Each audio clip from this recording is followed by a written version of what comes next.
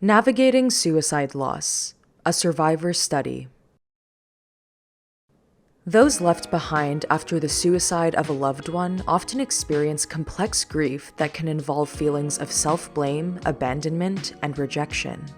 The stigma surrounding suicide can also underlie rejection by their community, further increasing the psychological burden that survivors face.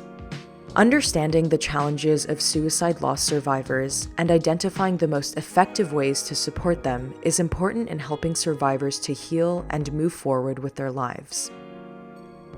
Towards this aim, Dorothy Goulah-Pabst from California State University Northridge conducted a study to learn more about the experiences of suicide loss survivors. She contacted a survivor support group in the Los Angeles area and asked for volunteers to participate in the study.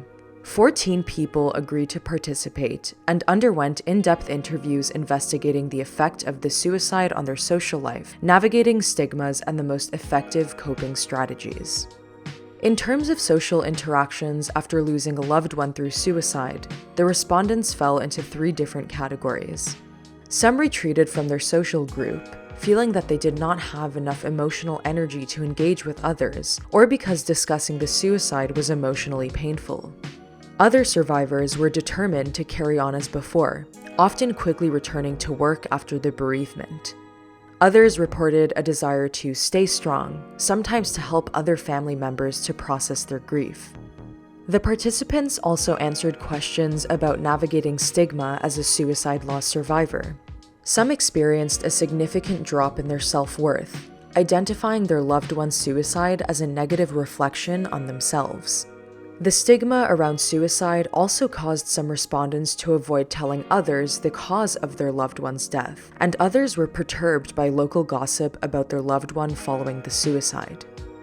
Many respondents reported that they lost friendships and that some of their social bonds became frayed after the suicide. Certain friends were uncomfortable with the topic of suicide and avoided the respondents.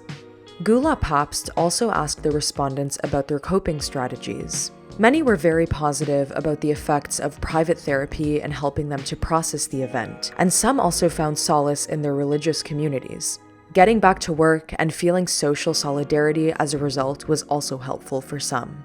The respondents reported that joining a support group for suicide loss survivors was one of the most effective coping strategies. As everyone in the group had suffered a similar bereavement, there was a sense of acceptance, understanding, and solidarity that was a particularly powerful source of healing. The study reveals that the stigma and discomfort around suicide can affect a survivor's ability to access social support, but acceptance and inclusion can be found in survivors' support groups.